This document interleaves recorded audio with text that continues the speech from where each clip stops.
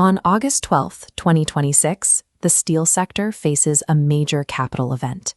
Behari Lal Engineering, or BLE, is opening its initial public offering. The raw mechanics are straightforward. The company is seeking 301.62 crore in total, priced between 271 and 285 rupees per share, with a minimum retail entry point of 14,820 rupees. For many retail investors, the focus begins and ends with that entry price. They look at the cost of the lot without considering the underlying value of what they're actually buying. To accurately judge this IPO, you have to choose a time frame. You are either playing the short game for a listing day pop or the long game for a decade of industrial growth. Because of how BLE has structured this deal, the same data point can look like a green light for a trader and a warning sign for an investor. The short-term objective is simple: capture the immediate momentum of the listing day pop. This chart shows the gray market premium, or GMP.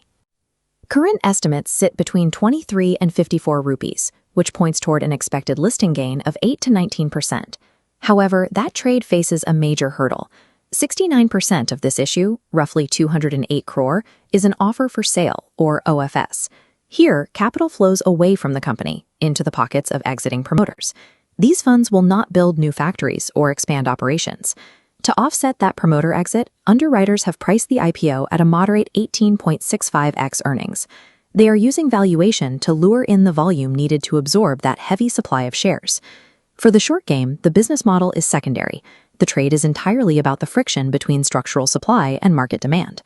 If you shift to the long game, listing day hype disappears. Success now depends on the internal efficiency of the industrial machine.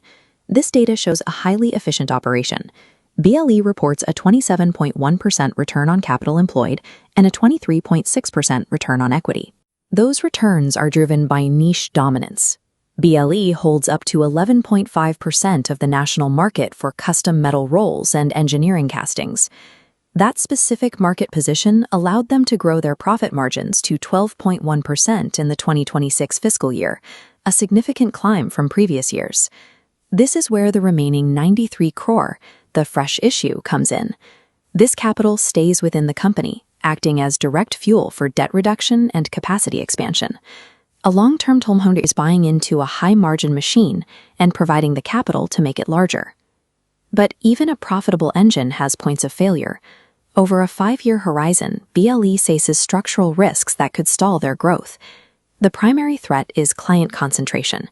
Just 10 customers provide 38% of the company's total revenue. Those relationships are fragile. BLE operates on a spot purchase order basis, meaning they lack the long-term contracts that provide predictable income. On the supply side, they are exposed to the volatility of scrap steel and alloys, which account for roughly 61% of their total expenses. These risks are magnified by the cyclical nature of the capital goods sector, where a single downturn can dry up the order book overnight. For the long-term investor, the price of entry includes accepting an unstable client base and a volatile supply chain. The BLE prospectus shows a business with strong internals but a difficult offering structure. If you are seeking listing gains, you are betting that market sentiment will outweigh the heavy promoter exit. If you are looking long-term, as this summary suggests, you are betting on a high-yield business navigating a dangerous sector. Accurate analysis looks past the factory output to find the logic within the balance sheet. Ultimately, the value found in these numbers is determined by the specific constraints and your own investment timeline.